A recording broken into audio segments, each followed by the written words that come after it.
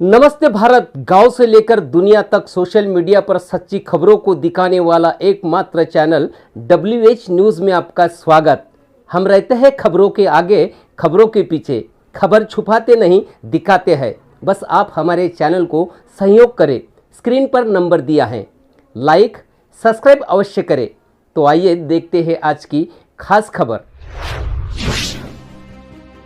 दशहरा मिलन समारोह में हो रहा था शस्त्र पूजन। एक कॉल ने पूजन रद्द किया। पूजन के लिए रखे गए थे हथियार। पुलिस पहुंची होटल, शस्त्र पूजन को रोका। अखिल भारतीय क्षेत्रीय महासभा करनी सेना की ओर से दशहरा मिलन समारोह के उपलक्ष्य में शस्त्र पूजन कार्यक्रम का आयोजन किया गया था।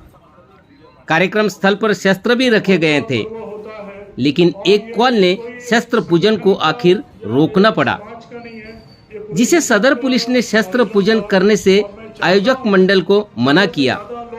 आयोजक मंडल ने भी पुलिस को सहयोग करते हुए शस्त्र को उठाकर रख दिया। प्राप्त जानकारी के अनुसार अखिल भारतीय क्षेत्रीय महासभा के राष्ट्रीय महामंत्री तथा करनी सेना के राष्ट्रीय उपाध्यक्ष पंकज सिंह की ओर से रविवार दिनांक 9 अक्टूबर 2022 को सदर के होटल तुली इंटरनेशनल में दशहरा मिलन समारोह व शस्त्र पूजन कार्यक्रम का आयोजन किया गया था। नागपुर पुलिस के कंट्रोल रूम को किसी व्यक्ति ने कॉल कर बताया कि सदर के तुली इंटरनेशनल होटल में शस्त्र पूजन किया जा रहा है। कंट्रोल रूम ने सदर पुलिस को इसकी जानकारी दी, जिसके तुरंत बाद ही सदर पुलिस स्टेशन के PI विनोद चौधरी अपने पुलिस दल बल के साथ होटल तुली इंटरनेशनल पहुंचे, जहां पर PI चौधरी ने आयोजक मंडल को धारदार शस्त्र रखने से मना किया। आयोजक मंडल ने भी पुलिस की बात मानकर शस्त्र को उठाकर रखा। इतना ही नहीं तो PI चौधरी ने कार्रवाई करने की ताकीद भी दी। कुछ समय के लिए कार्यक्रम स्थल पर आए कार्यकर्ताओं ने नाराजगी जताई। आयोजक मंडल का कहना है कि सदर पुलिस को दशहरा मिलन समारोह व शस्त्र पूजन कार्यक्रम की जानकारी दी गई थी, तब सदर पुलिस ने शस्त्र पूजन करने की अनुमति कैसे दी, ये सवाल भी पुलिस पर उठ रहा है।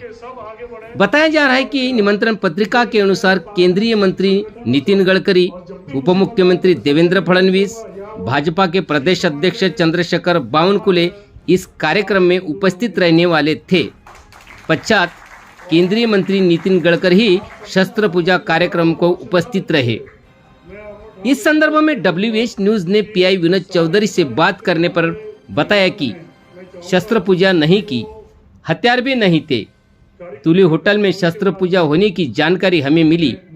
जांच के लिए मैं स्वयं गया, वहां पर हथियार नहीं थे। मंदिर में हमेशा पूजा करने वाली 2 तलवार थी। हमने शस्त्र पूजा पर रोक लगाई। आयोजक ने भी पूजा करने की जिद नहीं करते हुए सभी ने सहयोग दिया। किसी के ऊपर में कार्रवाई नहीं की। WH bureau report, Nagpur. हमारे लिए ऐसा त्योहार है कि हमारे इतिहास में महाभारत में इसका संदर्भ आया है। जब महाभारत में पांडवों ने अपने जो शस्त्र थे वो अज्ञातवास समाप्त होने के बाद निकाल कर जब बाहर आए और उन्हें फिर से एक बार तैयारी की, लड़ाई की, तो उस दिन का महत्व के रूप में हम इसको मनाते हैं। भगवान प्रभु रामचंद्र हमारे दैवत है और स्वाभाविक रूप से रावण का दहन इस दिन हम लोग करते हैं। रावण तो प्रगाढ़ पंडित विद्वान ब्राह्मण है, फिर भी वो प्रवृत्ति से बुरे प्रवृत्ति के प्रतीक थे। उनकी विद्वत्ता कम नहीं थी, उनका शौर्य कम नहीं था, और उन्होंने अपना विवेक गवाकर जिस प्रकार से सीता का हरण किया, उसके कारण भगवान रामचंद्र ने उनका वध किया। और इसलिए ये कहा जाता है कि जो दुष्ट प्रवृत्ति है, बुरी प्रवृत्ति है, उसका नाश करने का संकल्प हम उस दिन करते हैं। और भगवान प्रभु रामचंद्र हमारे सब इतिहास, संस्कृति, विरासत, आदर्श ऐसे प्रतीक है, और उनका भी हम स्मरण करते हैं और ये शस्त्र पूजन भी करते हैं। मैं आपको करनी सेना, क्षत्रिय सेना, ये तो क्षत्रिय यानी रक्षण करने वाला, तो आप सबको आपको अभी देश की रक्षा करनी है, देश की सुरक्षा का बहुत बड़ा त्यौहार होता है जिसे शस्त्र पूजन बोलते हैं। और ये शस्त्र पूजन करने के लिए हम लोग ने कोई ऐसा महत्वपूर्ण एक समाज ने, पूरे समाज जो हिंदू है, हमने सब ने मिलकर, चाहे वो क्षत्रिय महासभा है, चाहे करनी सेना है, सारे हिंदू का त्यौहार है और हम इसको काफ़ी दिल से मानते हैं और हिंदू की रक्षा के लिए और देश की रक्षा के लिए हमेशा तत्पर रहेंगे। और इसी को मद्देनज़र रखते हुए ये आज इतवार के दिन ये कार्यक्रम लिया और हम चाहते थे कि जो दशहरे का प्रोग्राम को कुछ कारणवश नहीं हो पाया था, इसी कारण ये 5 दिन बाद ये प्रोग्राम को संपन्न किया। और इसमें सभी समाज, क्षत्रिय से लेकर राजपूत से लेकर तो सारे मराठी, सभी पंजाबी, गुजराती, सभी यहाँ पे आए हुए थे। और मैं चाहता हूँ कि क्षत्रिय जो है या शस्त्र पूजन वो है, वो सिर्फ अपनी रक्षा के लिए नहीं, देश की रक्षा के लिए होता है। अनुमति ली थी, उसके बावजूद भी शस्त्र पूजन करने से उन्होंने मना किया, क्या कहो? देखिए, एक बात बताऊं, हमारे लिए पूजन इम्पोर्टेंट है, हथियार इम्पोर्टेंट नहीं है।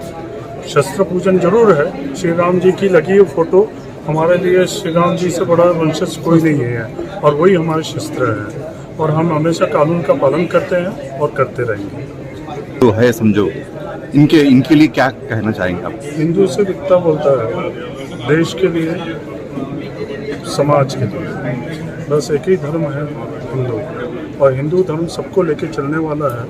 इसीलिए हमारे इसमें कोई भेदभाव नहीं है, हमारे सब धर्म एक साथ। सम्माननीय मान्यवर एवं समस्त हिंदू धर्म के योद्धा, हम सब जानते हैं कि आज दशहरे के उपलक्ष्य में शस्त्र पूजन पंकज भैया इनके नेतृत्व में आज यहाँ जो किया गया, ये सही में काबिले तारीफ है। और काफी सभी वक्ताओं ने जिस तरीके से बताया कि शस्त्र पूजा क्यों की जाती है, मैं तो बस यही कहना चाहता हूं कि जो राम का वो हमारे काम का, जो राम का नहीं वो किसी काम का नहीं। क्योंकि मुख से लिया हुआ प्रभु श्री राम जी का नाम और हाथों से किया हुआ दान, यह कभी व्यर्थ नहीं जाता, यह हम सबको पता रहना चाहिए। एवं राम से जुड़ा हर कार्य जो होता है उनको ही करने के लिए मिलता है जो धर्म के लिए अग्रसर हरदम रहते हैं। और बड़े गर्व होता है कि हम इस भारत भूमि में जन्म लिया, जिसे पूरे विश्व में माता कहा जाता है। पूरे विश्व में देखो, अमेरिका को कोई अमेरिका माता नहीं कहता, लंदन को कोई लंदन माता नहीं कहता, पाकिस्तान को कोई पाकिस्तान माता नहीं कहता, लेकिन पूरे विश्व में एकमात्र देश है जिसे पूरा विश्व भारत माता कहता। ऐसे भूमि में जब हमने जन्म लिया है, तो यहाँ पे जितने भी लोग, सब जो जात पात धर्म भेदभाव बुला के, हम सिर्फ एक ही धर्म की स्थापना करना चाहिए और वो धर्म हमारा है राष्ट्र धर्म। क्योंकि भारत भक्तों, भारत माता वैभव पाए परम, सब धर्मों से पहले होता है राष्ट्र धर्म। वंदे मातरम, वंदे मातरम, वंदे मातरम। यह सब लोग, हम सब मिल के करनी सेना का काम पूरे देश में इसी तरह के बढ़ाए और सारे हिंदुओं को एकत्रित करके देश में जितने भी असामाजिक तत्व और अधर्मी लोग हैं, इनको भी सबक सिखाने का काम करनी सेना के माध्यम से हम सब लोगों ने करना चाहिए।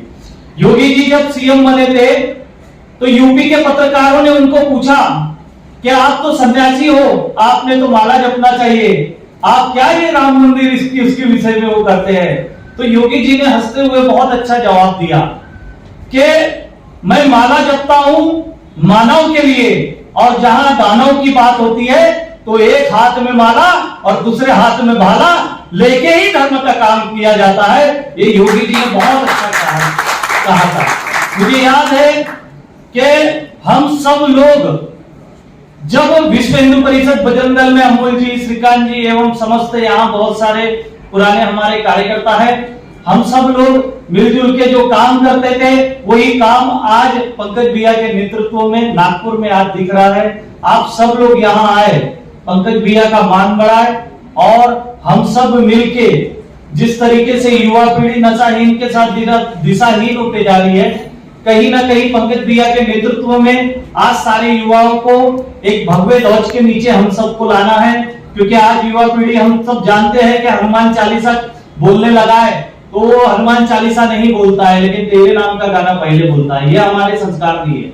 हमारे संस्कार तो प्रभु श्री राम जी के चरणों से जुड़ना चाहिए, क्योंकि राम राज में दूध मिला, कृष्ण राज में घी, कलयुग में दारू मिली, सोच समझ के पी। यह संस्कार हमारे को प्रेरणा यहाँ के युवाओं से बाकी युवाओं ने भी लेना चाहिए। और आज यहाँ मेरे को अमोल जी ने, पंकज भैया ने बोलने का मौका दिया, मैं उनको बहुत बहुत शुभकामनाएं देता हूँ। और इसी तरह आप काम करते रहिए भैया, पूरे ताकत से हम खड़े हैं। दिन दुगना रात चौगुनी करके जो ताकत बढ़ेगी उनमें हमारा भी आपको सहयोग रहेगा। जय श्री राम। महात्मा, हमारे भारतीय परंपरा में आदि अनादिकाल से यह शस्त्र पूजन होता है। हम सभी जानते हैं कि रावण पर विजय प्राप्त होने के बाद अयोध्या में जब प्रभु रामचंद्र जी दशहरे के दिन आए थे, तो उसी दिन से यह परंपरा प्रारंभ हुई। पर कुछ कारणवश अभी जब हम यहाँ ने यहाँ देवी का शस्त्र जो तलवार है जो हमने यहाँ रखे, तो किसी ने यह सूचना पुलिस विभाग को दी कि भाई यहाँ शस्त्र पूजन हो रहा है। पुलिस अपना काम कर रही है, हम भी उनको सहयोग कर रहे हैं। हम नहीं चाहते कि भाई समाज में किसी प्रकार का वातावरण और किसी प्रकार का अलग मैसेज जाए। पर भावना जब दर्द और मन में दुख होता है कि मात्र हिंदू समाज का ही शस्त्र पूजन सभी को दिखता है क्या? आज जब ईद का जुलूस इस नागपुर शहर में निकला, मैं आपको एक बात बता देना चाहता हूं मित्रों कि पूरे भारतवर्ष में ईद का जुलूस हैदराबाद के बाद नागपुर में ही निकलता है। ये परवानगी भी किसने दी है आप सभी को बता देता हूं मैं। उस समय शरद चंद्र पवार इस महाराष्ट्र के मुख्यमंत्री थे, उनके कार्यकाल में ही यह परवानगी मिली है। चलो आप जुलूस निकालते हो, हमें कोई आपत्ति नहीं है, पर आज जुलूस में तलवारें लेकर आप रस्तों पे उतरे। हम इतना ही बता देना चाहते हैं, हिंदू समाज को कितने बार दबाने का आप प्रयत्न करोगे? 108 करोड़ हिंदू इस भारतवर्ष में और भारत के बाहर भी रहता है। जिस दिन वो अपनी आवेश में आ जाएगा, वो अपनी जिसको कहते हैं कि सारी सीमाएं लांघ देगा, उस दिन आप एक 20-25 हजार लोग जो आप तलवार ले रहे हो ना, ये तलवार भी आपके काम में नहीं आएगी। हमें अपनी सीमाएं लांघने का, बार बार उत्तेजित करने का जो प्रयास हो रहा है, आज हमने पुलिस प्रशासन का मान रखकर शस्त्र पूजन यहाँ मात्र औपचारिक रीति हम करने वाले हैं। और जिस व्यक्ति ने भी आज इस शस्त्र पूजन के कार्यक्रम का जो हमारे यहाँ के डीसीपी साहब हो, पीएस साहब हो, जिनको बताया, क्या उस व्यक्ति को नागपुर के उस जुलूस में जो नंगी तलवारें लेकर अल्लाहू अकबर के नारे लगाने वाले लोग में दिखे हैं? पर किसकी हिम्मत नहीं होगी, क्योंकि जिस दिन वो हिम्मत कर लेगा तो उसका भी हाल तन से सर जुदा हो जाएगा, ये उसको भी समझता है। पर हम सविष्णुता का चोला ओढ़कर बैठे हैं, इसलिए हिंदू समाज का आदर करने की उनकी हिम्मत हो रही है। पर ये मत भूलो कि जिस दिन हम भी अपने आवेश में आ जाएंगे तो आप कलम से हाथ लिखने के लायक भी नहीं छूटोगे। आप जिस बार बार ये प्रयत्न करते हो, ये प्रयत्न नहीं होना चाहिए। दोस्तों, आपने खबर देखी, आपका शुक्रिया। तो यह थी आज की खास खबर। कल फिर मिलेंगे खास खबर के साथ, तो हमारे चैनल को लाइक सब्सक्राइब करें। खबरों के नोटिफिकेशन के लिए बेल आइकन दबाएं। तमाम खबरों के लिए www.whnews.in पर भेंट दें। हाँ, ज्वाइन बटन पर जाकर हमारे चैनल के सदस्य बने और हमें आर्थिक सहयोग करें। धन्यवाद।